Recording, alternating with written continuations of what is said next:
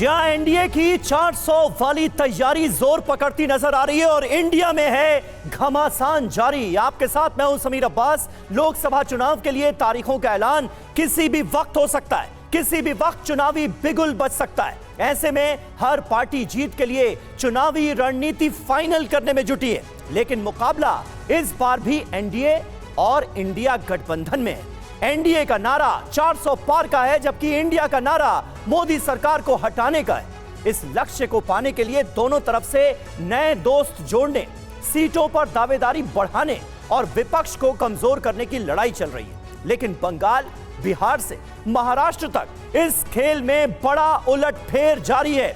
आज सारे समीकरण आपके सामने होंगे, हमारे साथ जुड़ेंगे कई खास मेहमान भी। सवाल यह है कि क्या तारीखों के ऐलान से पहले ही इंडिया गठबंधन से आगे निकल गया है एनडीए? जिस तरह से एनडीए का कुनबा मजबूत होता हुआ नजर आ रहा है प्रधानमंत्री नरेंद्र मोदी के नेतृत्व में, यह अहम सवाल है। क्या उम्मीदवार से लेकर प्रचार तक इंडिया पर एनडीए भारी है?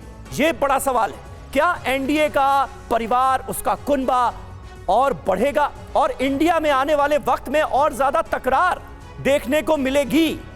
क्या आज ओडिशा तक एनडीए परिवार का विस्तार हो जाएगा? यह अपने आप में एक बड़ा सवाल है, क्योंकि एनडीए गठबंधन मजबूत होता हुआ नजर आ रहा है और ओडिशा में इस बार वो होने वाला है जिसके आसार पिछले कई दिनों से जताए जा रहे हैं। मुमकिन है कि बीजेडी और बीजेपी एक साथ आ जाएं। बड़ी खबर आपको दे दें, बीजेपी केंद्रीय चुनाव समिति की बैठक होनी है। आज शाम 6 बजे से होगी बीजेपी की केंद्रीय चुनाव समिति की बैठक। लोकसभा चुनाव के उम्मीदवारों पर होगा मंथन। बीजेपी ने पहली लिस्ट में जारी किए थे 195 उम्मीदवारों के नाम और आज शाम 6 बजे के बाद मुमकिन है कि दूसरी लिस्ट भारतीय जनता पार्टी की सामने आ जाए।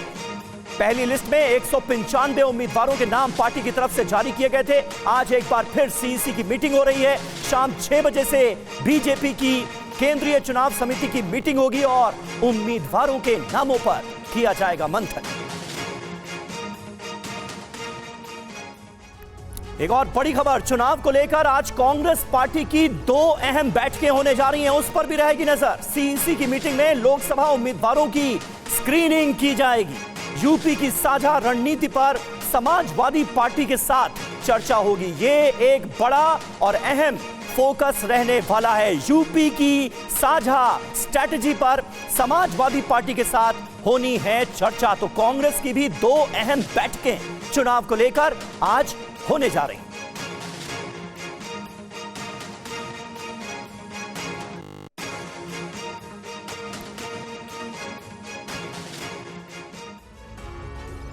तो सियासी गलियारों से हर बड़ी खबर पर नजर बनाए हुए हमारे संवाददाता आनंद प्रकाश पांडे, उनका हम रुख करेंगे। लेकिन कुछ और खास मेहमान हमारे साथ जुड़ चुके हैं, उनसे आपका तारुफ करा दें। सिद्धार्थ यादव, प्रवक्ता भारतीय जनता पार्टी के, हमारे साथ मौजूद हैं। मीता चक्रवर्ती, कांग्रेस पार्टी की प्रवक्ता, हमारे साथ जुड़ चुकी हैं। भास्कर सिन्हा रॉय, राजनीतिक विश्लेषक हैं, वो हमारे साथ मौजूद हैं। और स्टूडियो में मेरे साथ वरिष्ठ पत्रकार अवधेश कुमार भी मौजूद हैं।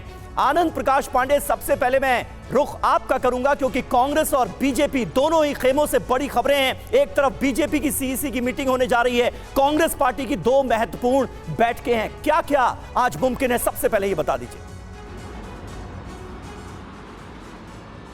बिल्कुल, जैसा कि आपने जिक्र किया कि बीजेपी चुनावी तैयारियों में अपने विरोधी दलों और विरोधी गठबंधनों से कहीं आगे है। और आपको हम बता दें कि बीजेपी जहां पहली सूची 195 उम्मीदवारों की जारी कर चुकी है, तो वहीं दूसरी तरह अगर देखा जाए तो इस साल जनवरी से लेकर अब तक प्रधानमंत्री नरेंद्र मोदी 24-25 राज्यों और यूनियन टेरिटरीज का दौरा कर चुके हैं। वहाँ पे सरकारी कार्यक्रम कर चुके हैं, वहाँ पे सरकारी परियोजनाओं का उद्घाटन और शिलान्यास कर चुके हैं, जनता से मिल चुके हैं, रोड शो कर चुके हैं, पीपल टू पीपल कॉन्टैक्ट कर चुके हैं। सिर्फ जनवरी से लेकर अब तक की बात कर रहे हैं। तो कहीं ना कहीं बीजेपी की तैयारियाँ जो है मीलों आगे अपने विरोधियों से। और आज की हम बात करें तो आज दूसरी सूची को लेकर बीजेपी में मंथन होगा। शाम 6 बजे बीजेपी हेडक्वार्टर में बैठक होगी। बीजेपी के राष्ट्रीय अध्यक्ष जेपी नड्डा की अध्यक्षता में ये बैठक होगी, जिसमें प्रधानमंत्री नरेंद्र मोदी, अमित शाह और चुनाव समिति के तमाम सदस्य मौजूद रहेंगे। आज की जो चर्चा है उसमें मुख्य फोकस रहेगा बिहार, महाराष्ट्र, गुजरात, यूपी समेत उड़ीसा की सीटों पर, जहां पे उम्मीदवारों के नामों पे आज मुहर लगेगी। इसके अलावा हम आपको बता दें कि पिछले 3-4 दिनों से लगातार बीजेपी गुजरात हो, यूपी हो, उड़ीसा हो, इन राज्यों के उम्मीदवारों के नामों को लेकर कोर ग्रुप बिल्कुल। और आपने जिक्र किया आनंद ओडिशा का। ओडिशा से हमारे पास एक बड़ी खबर है। बीजेपी बीजेडी गठबंधन पर आज हो सकती है बैठक, जिसका जिक्र आनंद प्रकाश पांडे भी कर रहे हैं। ओडिशा बीजेपी के अध्यक्ष और चुनाव प्रभारी दिल्ली पहुंच गए। देखिए बहुत तेजी से डेवलपमेंट हो रहा है ओडिशा को लेकर। आज गृह मंत्री अमित शाह और बीजेपी अध्यक्ष जेपी नड्डा के साथ ओडिशा को लेकर हो सकती है बैठक। माना यह जा रहा है कि इस बैठक में बीजेपी और बीजेडी के बीच कोई फॉर्मूला निकलकर सामने आ सकता है सीट शेयरिंग को लेकर।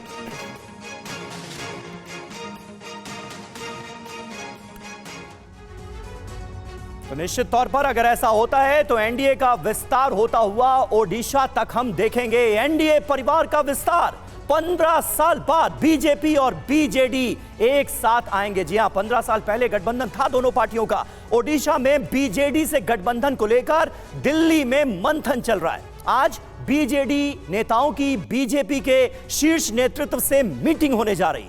ओडिशा बीजेपी के प्रदेश अध्यक्ष मनमोहन दिल्ली पहुंच रहे हैं। ओडिशा के चुनाव प्रभारी विजय पाल सिंह दिल्ली में ही मौजूद हैं। दोपहर 12 बजे अमित शाह और जेपी नड्डा के साथ ये अहम बैठक होने जा रही है। आज बैठक में बीजेडी से गठबंधन पर फाइनल फैसला संभव है, इसलिए इस मीटिंग पर सबकी नजरें बनी हुई हैं। जैसे ही अपडेट आती है हम आप तक पहुंचाएंगे। तो देखिए हमारे साथ तमाम खास मेहमान मौजूद हैं। अवधेश जी, शुरुआत आपसे। ये बीजेपी और बीजेडी का गठबंधन, जो डेवलपमेंट्स हैं वो तो सीधे यही इशारा कर रहे हैं कि इस बार मुमकिन नजर आ रहा है। 15 साल बाद दोनों पार्टियों का एक साथ आने का ओडिशा के अंदर मतलब क्या है? मतलब इतना ही है, अगर चुनाव की दृष्टि से देखें तो 21 की 21 सीटें आ जाएंगी। कांग्रेस वहाँ कहीं है ही नहीं। भाजपा 8 सीटें जीती थी, 12 सीटें वहाँ बीजेडी ने जीती थी। दोनों का वोट परसेंटेज मिला दिए तो 65 के ऊपर चला जाता है। लेकिन ये जो इस समय जो भारतीय जनता पार्टी के साथ कई पार्टियां गठबंधन कर रही हैं, उसके पीछे देश का वातावरण की भूमिका बहुत महत्वपूर्ण है। आंध्र में चंद्रबाबू नायडू 1 वर्ष से कोशिश में थे कि हम बीजेपी के साथ आए, क्योंकि निकलने से हमको लाभ के बजाय क्षति हुई है, हमारी राजनीति कहीं की नहीं रही। आंध्र में यद्यपि भारतीय जनता पार्टी का वोट आधार ज्यादा नहीं है, लेकिन चंद्रबाबू नायडू ये मानते हैं कि नरेंद्र मोदी का नाम, भाजपा का काम और उसकी ओर आकर्षण इतना ज्यादा है कि हमारे वोट में उसके कारण काफी वोट जुड़ेंगे और हम हो सकता है कि आंध्र प्रदेश की एक प्रमुख शक्ति बन के उभरे। बीजेडी में नवीन पटनायक के विरुद्ध आपने देखा अनेक बड़े बड़े नेताओं ने विद्रोह किया है, वो भाजपा में चले गए हैं, कुछ विद्रोह करके अभी बाहर है। तो एक जो सत्ता विरोधी रुझान जनता के अंदर और पार्टी के अंदर चली है उनकी कार्यशैली को लेके, उसके कारण वहां परेशानी है उनकी पार्टी में। लेकिन भारतीय जनता पार्टी की लोकल यूनिट इस गठबंधन के पक्ष में नहीं थी। लोकल यूनिट का मानना है कि हम अपनी बदौलत जो हालत है 13 से 14 सीटें आसानी से जीत सकते हैं। हमने संघर्ष किया है, उनके लोग हमारे साथ आए हैं। लेकिन चूंकि इस समय धर्मेंद्र प्रधान ने तो 15 सीटों का एक तरह से गारंटी भी दे दी थी, वादा भी कर दिया था कि भाई इस बार 15 सीटें जीतेंगे। हाँ, मतलब 13-14 तो निश्चित है। हम लोग भी जैसा देख रहे हैं 12 सीट पर तो हम लोगों की भी गणना है कि बीजेपी आगे निकल सकती थी। जी। लेकिन इस समय क्या है कि नरेंद्र मोदी और अमित शाह के नेतृत्व में भारतीय जनता पार्टी इस दिशा में चल रही है कि भविष्य की राजनीति के दृष्टि से भी भविष्य भारतीय जनता पार्टी इस स्थिति में रहे लोकसभा में बाहर भी कि लंबे समय तक विपक्ष उससे मुकाबला करने की हालत में नहीं है। सिद्धार्थ यादव हमारे साथ मौजूद हैं, भारतीय जनता पार्टी के प्रवक्ता। सिद्धार्थ, लेकिन ऑपोजिशन आपसे यह सवाल पूछ रहा है कि भाई अगर आप अपनी जीत को लेकर 370 और 400 पार को लेकर इतने ही आश्वस्त हैं, तो इन छोटी छोटी पार्टियों की जगह जगह आपको जरूरत क्यों पड़ रही है? क्यों एनडीए के कुनबे को लगातार बढ़ाने के मिशन पर हैं आप लोग? नहीं, ये बात जरूरत के विषय का नहीं है। बात यह है कि अगर देश का कोई भी दल आदरणीय प्रधानमंत्री नरेंद्र मोदी जी के नेतृत्व को स्वीकार कर वो इस बात को मानता है कि इस देश को जिस प्रगति की राह पर नरेंद्र मोदी जी लेकर के आए हैं, ये राह यूं ही आगे बढ़ती रहे और उसके लिए वो एनडीए परिवार में शामिल होकर उनके हाथों को और मजबूत करें, तो इसमें कोई गलत बात नहीं। भाजपा ने तो स्पष्ट किया है, हमारा एजेंडा भारतीय जनता पार्टी के लिए 370 का और एनडीए के लिए 400 पार का है। अब एनडीए में जितने घटक दल आएंगे, हम सब मिलकर के 400 पार करने वाले इन चुनावों में, ये जनता के आशीर्वाद से हमारा विश्वास बनता है। ऐसे में ही अगर बीजू जनता दल या कोई भी दल, मैं किसी एक दल के नाम नहीं लेता, कोई भी पार्टी अगर उसमें आती है और साथ हमें जुड़ती है, तो उनका सबका स्वागत है, बशर्ते कि भारत को नेशन फर्स्ट की पॉलिसी के साथ, आदरणीय नरेंद्र मोदी जी के विजन के साथ, जो भारत जिसकी कल्पना हम सब मिलकर के कर रहे हैं, जो उसको विश्वगुरु बनाने की यात्रा पर हम हैं, उसमें वो हमारा सहयोग करे, तो उस यात्रा में सबका स्वागत। मीता चक्रवर्ती जी, कैसे कांग्रेस पार्टी मुकाबला करेगी, क्योंकि इंडिया गठबंधन में बड़ी दरार पड़ती हुई नजर आ रही है। नीतीश कुमार जो धुरी थे वो तो वैसे भी एनडीए के साथ जा चुके हैं, बीजेपी के साथ जा चुके हैं। ममता बनर्जी ने 42 की 42 सीटों पर अपने कैंडिडेट्स घोषित कर दिए हैं। बड़ी रार नजर आ रही है। आप लोग एकजुट नहीं होंगे तो कैसे मजबूत एनडीए का सामना करेंगे चुनावों में?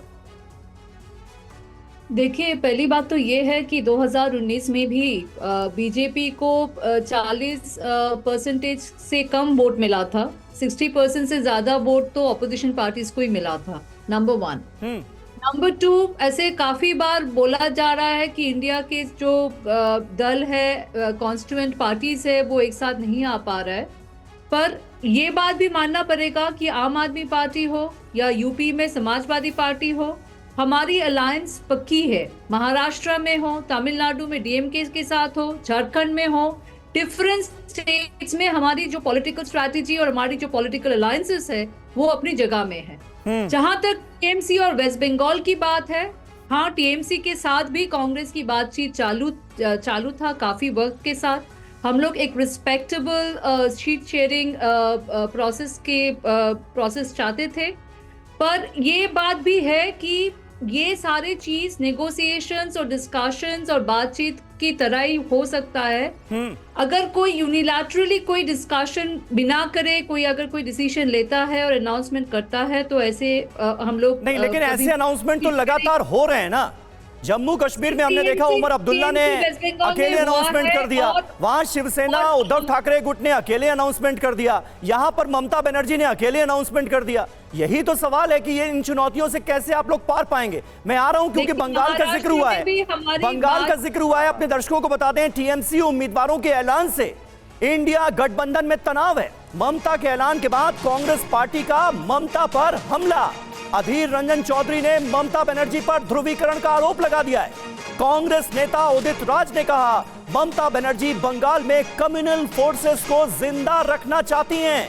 ये देखिए, इंडिया गठबंधन के जो दल हैं उनमें आपस में ही एक तरह की सिरफुटबल नजर आ रही है।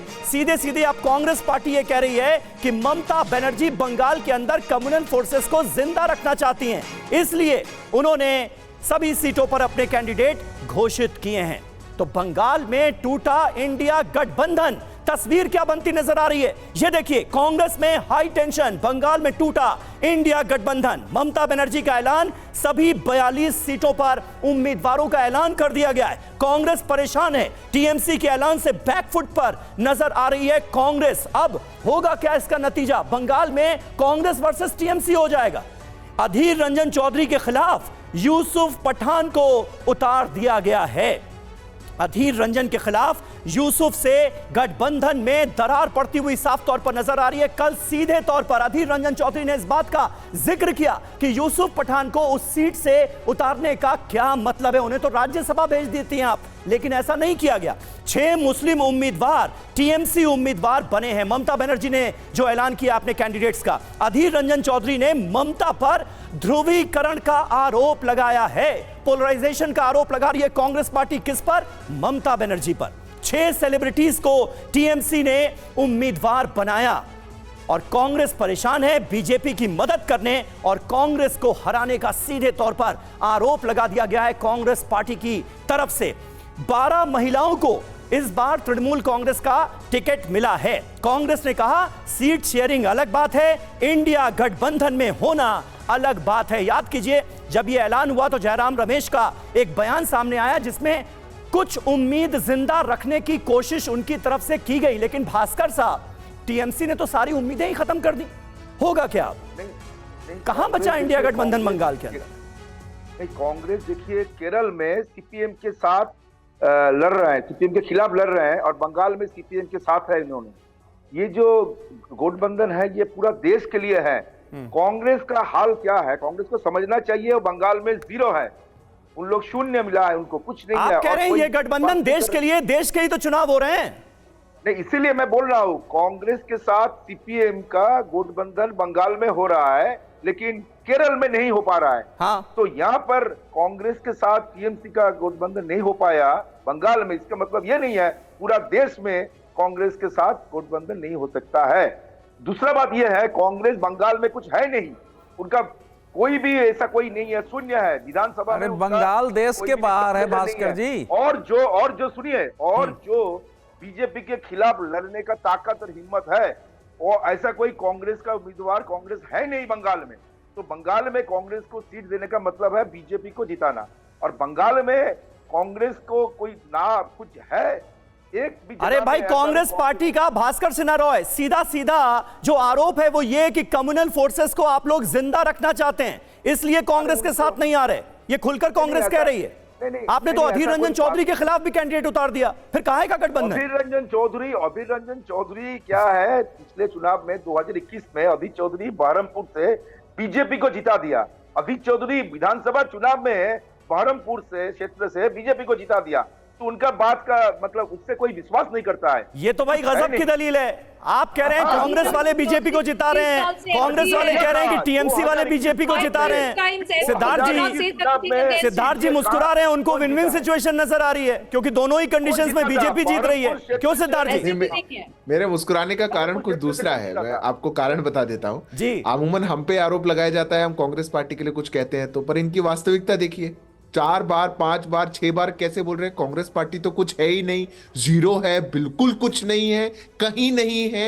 मतलब जिनका प्रतिपक्ष का नेता वहां से आता है उन नेता के लिए भी ऐसी बात बोल रहे हैं, 0 है, बिल्कुल खत्म है। वास्तविकता ये है कि ये जो पूरा अलायंस था, ये अलायंस कहीं ना कहीं एक स्टेट वाइज अलायंस था, ये नेशनल अलायंस तो कभी था ही नहीं। जहां जहां इनकी दाल नहीं गली, जो लोग 8 महीने में 8 बार भी नहीं मिल पाए, वो क्या मिलकर के देश की सरकार बनाने का स्वप्न देखते थे? जो लोग बैठ करके ये नहीं तय कर पाए कि एक चुनाव में अगर हमें जाना है तो आइए हम सीट शेयरिंग कर लेते हैं। हमने तो शुरुआत से कहा था आप विपक्ष में हैं, आप विपक्ष का आकर मुद्दे उठाना चाहते हैं तो साथ आइए, पर आप लोग, और ये सिर्फ बंगाल की बात नहीं है। मैं 10 सेकंड लूंगा, एक सेकंड भास्कर दा, एक सेकंड मैं 10 सेकंड लूंगा। और ऐसा नहीं कि सिर्फ बंगाल के अंदर ममता जी ने अपनी सीटों का ऐलान किया, जहां कांग्रेस को सीटें मिली वहां भी एक तरफा ही ऐलान हुआ है। समाजवादी पार्टी ने भी तो ऐलान ही किया था कि 17 देंगे, लेना है लो, नहीं लेना है घर चले जाओ। इनने कह दिया 42 देंगे, 42 की 42 पे हम लड़ेंगे, एक भी नहीं देंगे, जो करना है कर लो। ऐसा ही हर जगह हो रहा है। कांग्रेस पार्टी की एक मुहिम थी कि जो हमारा खोता हुआ ग्राउंड है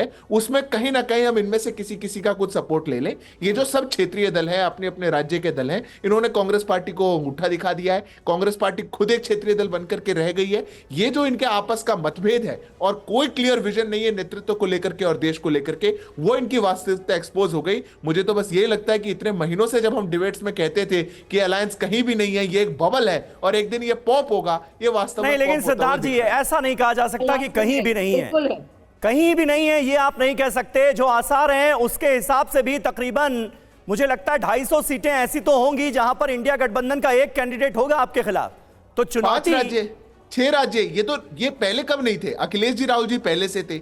एक इन्होंने केजरीवाल जी को बोला कि हम नया जोड़ेंगे, वो भी पंजाब में नहीं जोड़ पाए, वो भी दिल्ली में जोड़ लिया। अरे इनकी दिल्ली की स्थिति दोनों को पता है हमारी क्या है, तो वो दिया चलो 2 तुम ले लो, 5 हम ले लेते हैं। अगर करना था आम आदमी पार्टी के साथ, गुजरात में हुआ ना, ठीक है। मैं आता हूं क्या इंडिया से आगे है एनडीए? जो बात लगातार इस डिबेट में भी हो रही है, सिद्धार्थ जी भी जिसका जिक्र कर रहे हैं, जो वास्तविकता है वो है क्या, हकीकत क्या है? कैंडिडेट की लिस्ट का सबसे पहले जिक्र करते हैं। बीजेपी की पहली लिस्ट जो है वो आ चुकी है। कब आई? 2 मार्च को आई, जिसमें 195 कैंडिडेट्स का भारतीय जनता पार्टी की तरफ से ऐलान कर दिया गया। कांग्रेस की पहली लिस्ट में सिर्फ 39 कैंडिडेट्स का नाम था। 8 मार्च को, 2 मार्च को बीजेपी, 8 मार्च को कांग्रेस पार्टी की तरफ से लिस्ट आती है। बीजेपी बिहार, महाराष्ट्र को छोड़ सभी राज्यों में सहमति बना चुकी है सीट शेयरिंग को लेकर, महाराष्ट्र और बिहार को छोड़। कांग्रेस बिहार, झारखंड, महाराष्ट्र और केरल में अभी भी पेच फंसा हुआ है। बिहार जहां पर राहें आसान नजर आ रही थी कंपैरेटिवली, वहां भी पेच फंसा है। प्रचार देखिए, प्रधानमंत्री नरेंद्र मोदी को आप देख रहे हैं, ताबड़तोड़ जनसभाएं, ताबड़तोड़ चुनावी रैलियां और विकास से जुड़ी परियोजनाओं का लगातार लोकार्पण, उद्घाटन, शिलान्यास किया जा रहा है। 2 महीने में 50,000 किलोमीटर से ज्यादा की दूरी वो तय कर चुके हैं, 17 से 18 राज्यों में पहुंच चुके हैं। वहीं राहुल गांधी भी लगातार पूरी ताकत के साथ जुटे हुए हैं। भारत जोड़ो न्याय यात्रा लगातार उनकी चल रही है और कई जगहों पर खासा समर्थन भी मिल रहा है, जन समर्थन भी मिल रहा है। तो राहुल गांधी एक तरफ और दूसरी तरफ प्रधानमंत्री नरेंद्र मोदी, तो प्रचार का जो सिलसिला है वो जारी है। एक राज्य में 1 या 2 दिन ठहरते हैं राहुल गांधी। दूसरे नेताओं में सिर्फ, अगर कांग्रेस पार्टी के दूसरे नेताओं का हम जिक्र करें तो कौन नजर आता है? मल्लिकार्जुन खड़गे। पहले राहुल गांधी सबसे ज्यादा मेहनत करते हुए नजर आते हैं और दूसरे नंबर पर मल्लिकार्जुन खड़गे। अब नए दोस्तों का जिक्र करते हैं। बीजेपी देखिए, महाराष्ट्र, बिहार, यूपी, आंध्र में अपना कुनबा बढ़ाती हुई नजर आ रही है। आंध्र में अभी अभी जिक्र हुआ टीडीपी का, चंद्रबाबू नायडू का। ओडिशा में भी एनडीए का विस्तार संभव है। यह बड़ा डेवलपमेंट है क्योंकि बीजेपी और बीजेडी ऐसा लग रहा है कि 15 साल बाद एक बार फिर साथ आ जाएंगे। यह एक बहुत बड़ा डेवलपमेंट होगा ओडिशा के मद्देनजर, एक तरह से कंपटीशन ही खत्म हो जाएगा। कांग्रेस केरल, यूपी, बिहार, तमिलनाडु में सहयोगियों के रहमो करम पर नजर आ रही है। ये वो तमाम स्टेट्स हैं जहां अपने सहयोगियों के रहमो करम पर कांग्रेस पार्टी नजर आती है।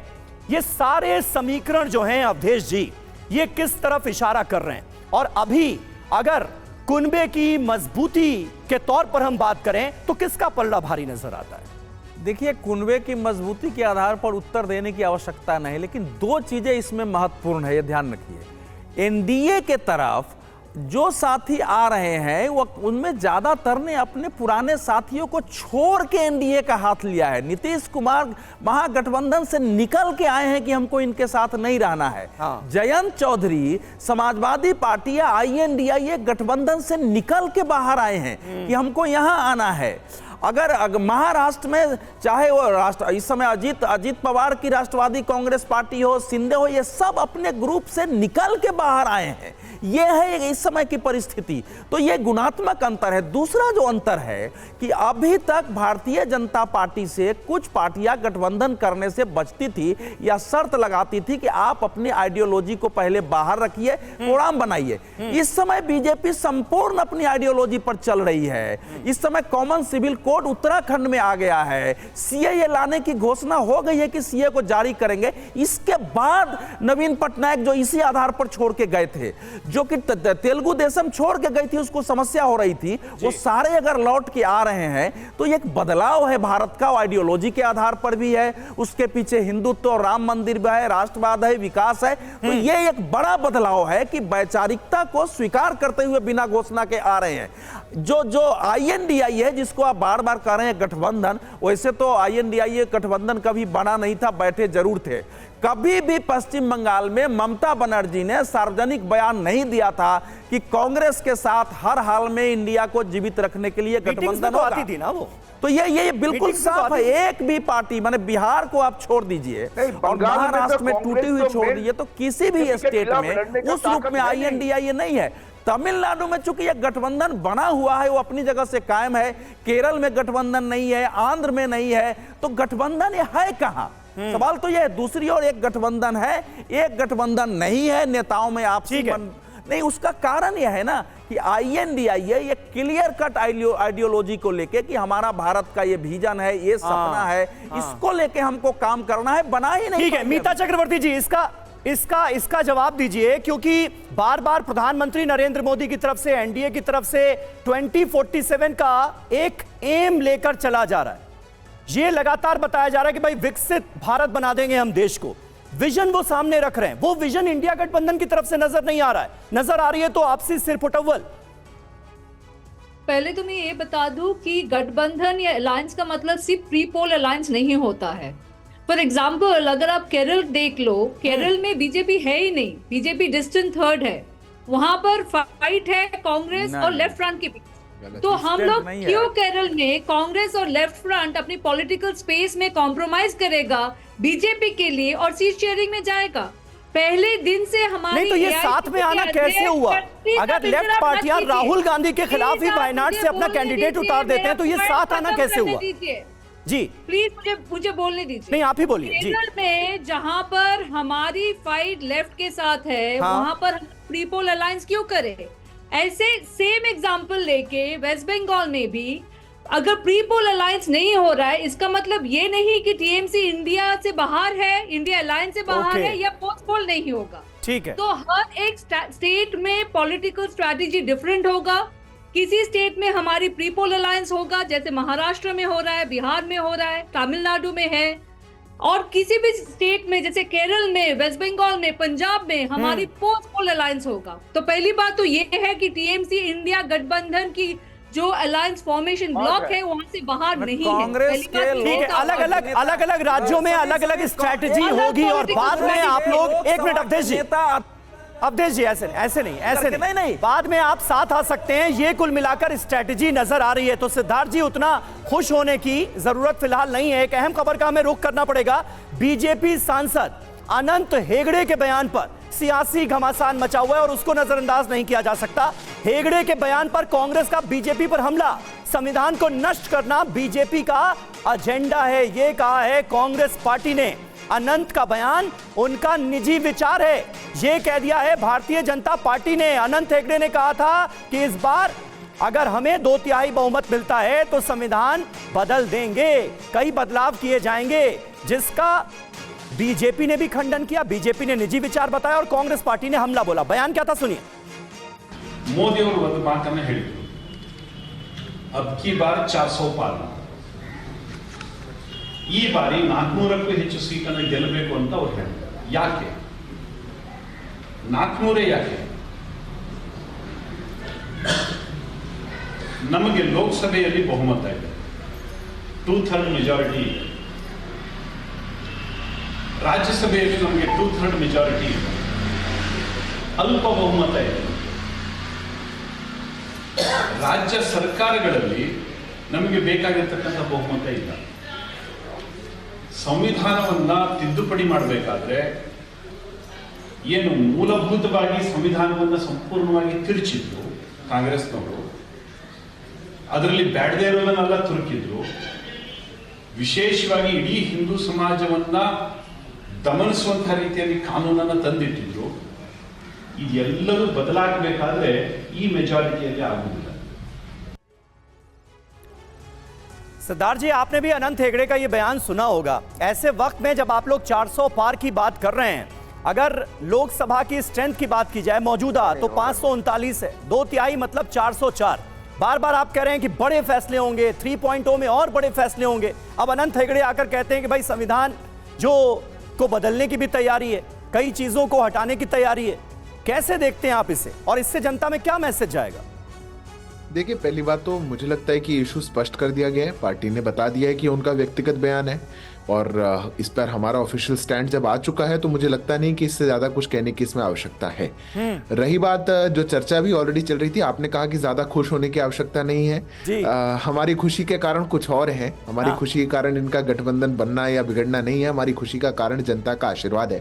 पर इनकी बात रही, तो ऐसा गठबंधन आपका ऐसा गठबंधन हमने पहली बार, मैं किसी के बीच में नहीं बोला था, मैं आग्रह करूंगा 10 सेकंड लूंगा बस, मैं 10 सेकंड लूंगा, बीच में नहीं जी। नहीं सिद्धार्थ जी, उनका मतलब यह था कि भाई जैसे अगर हम लेफ्ट पार्टियां और कांग्रेस पार्टी एक साथ नहीं आ पा रहे हैं केरल में, या पश्चिम बंगाल में टीएमसी कांग्रेस साथ नहीं आ पा रहे हैं, इससे बीजेपी को खुश होने की जरूरत नहीं है। स्ट्रैटेजी भी हो सकती है, ये एक स्ट्रैटेजी भी हो सकती है, क्योंकि दोनों अगर लड़ेंगे साथ आकर तो मुमकिन है इसका बीजेपी को फायदा हो जाए। ऐसी स्ट्रैटेजी भारत ने पहली बार देखी है कि साथ के घटक दल जो एक दूसरे के अलायंस में आना चाहते हैं, कोई मिलकर के राहुल गांधी को हराएगा, कोई अधीर रंजन चौधरी को हराएगा, कोई ममता बनर्जी को हराना चाहता है, कोई भगवंत मान को हराना चाहता है, कोई अरविंद केजरीवाल को हराना चाहता है, पर ये सब साथ हैं। आप गलत मत समझिए, ये सब साथ हैं। एक दूसरे के खिलाफ चुनाव लड़ेंगे, एक दूसरे को हराने के लिए पूरा कश्मकश करेंगे, खून पसीना एक करेंगे, पर हैं ये सब साथ। ये लोग सरकार चलाना चाहते हैं, ये इस देश में सरकार बनाना चाहते ठीक हैं। ऐसी स्ट्रेटेजी भारत ने पहली बार देखी। फैसला तो नमन है देखिए आपके जनता अलावा। को ही करना है, लेकिन बिल्कुल सही आप कह रहे हैं कि वाकई अलग अलग भले लड़े लेकिन हैं साथ, ये कहा गया है, ऑफिशियली कहा गया है इंडिया गठबंधन की तरफ से। बहुत बहुत शुक्रिया आप सभी का हमारे साथ इस बातचीत में जुड़ने के लिए।